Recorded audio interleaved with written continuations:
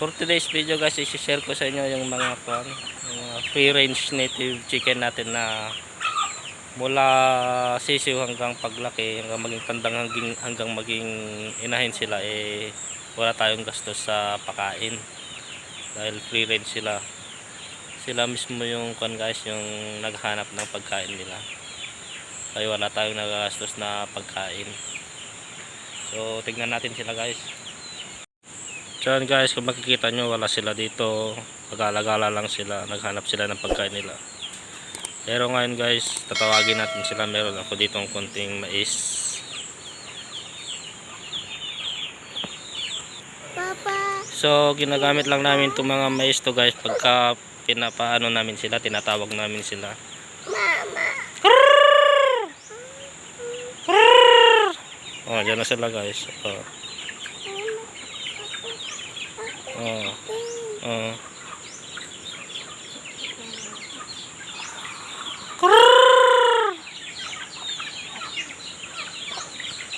Ito mga guys, sariling sikap na silang kumahanap ng pagkain nila.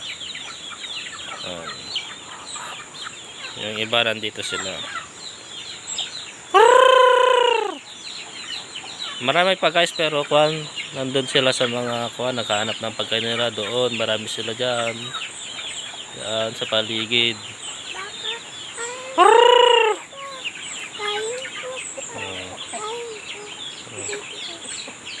Oh, bigay mo sa kanila, bigay mo sa kanila. Oh.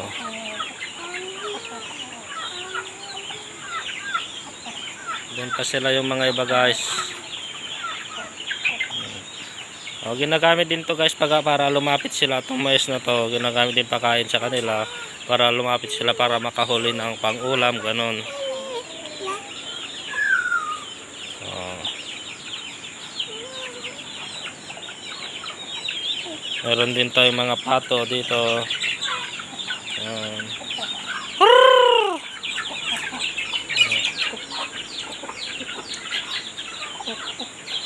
Kaya wala tayong nagagastos sa pagkain sa kanila, kasi optional lang para sa atin kung bibili tayo ng pagkain nila o hindi.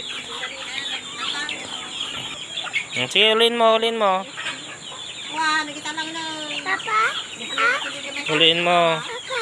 Mana?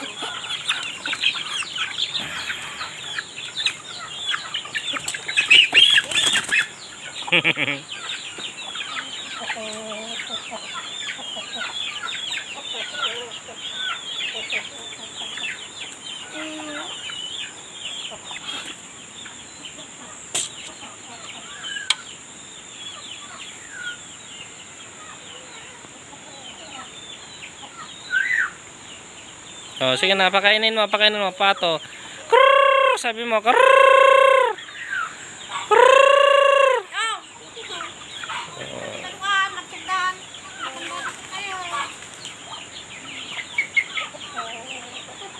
Meron lang tayong isang nakataling manok dito guys. Oh. Kasi naninira ng ng tanim na gulay. Matigas ang ulo. Oh, bigyan niya raw ng pagkain niya yung manok niya, yung nakatali.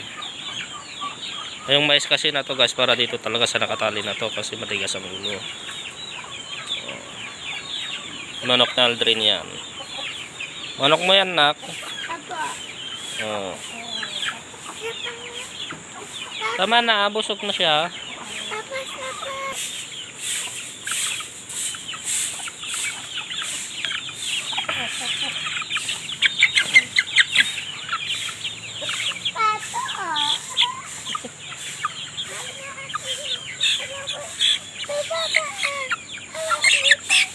Ibaba mo na yan. Ay.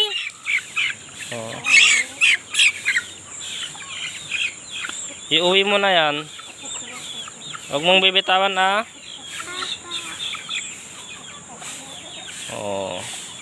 Kawala lang sila guys. Hindi naman sila lumalayas. Pagka ganitong araw, naghahanap sila ng pagkain nila dito sa paligid-ligid lang. Tapos pagsapit ng gabi, uwi rin sila. Minsan dyan na sila sa mga puno na tutulog. Yung iba doon sa may kulungan. Kung saan sila natutulog guys. Pero hindi sila umalis. Yung ibang nangingitlog naman guys, dito sa may kulungan sila nangingitlog. Doon. May paitlogan sila dyan sa loob.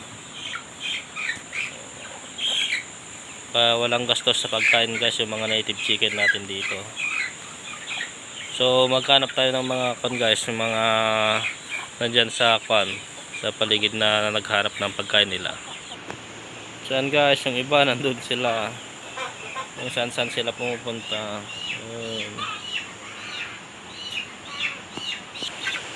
Yun sila guys. Hanap sila ng pagkain nila. Yung iba nandoon.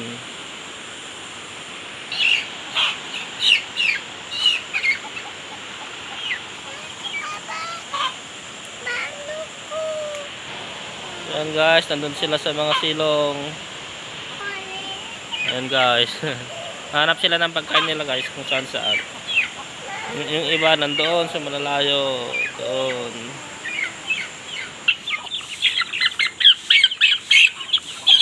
Nay? Oh, ang amo nila.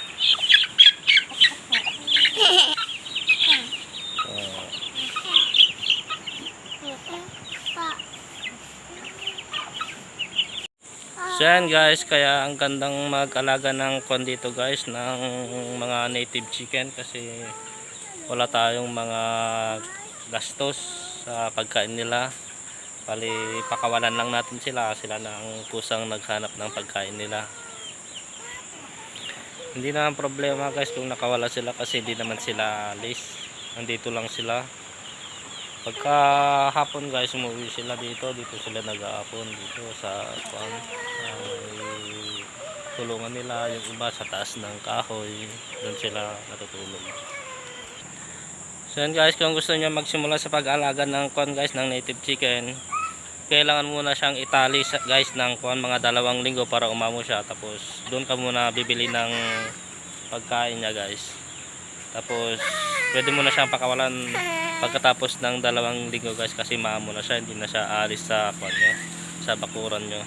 Tapos siya na mismo yung maghanap ng pagkain niya. Tapos yan guys, hanggang sa mangitlog siya.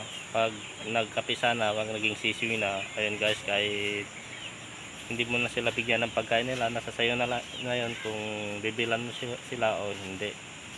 Kahit hindi mo sila bilhan, sila naman yung sariling sikap na naghanap ng pagkain nila hanggang sa paglaki nila, hanggang sa mangitlog na naman yung mga inahin.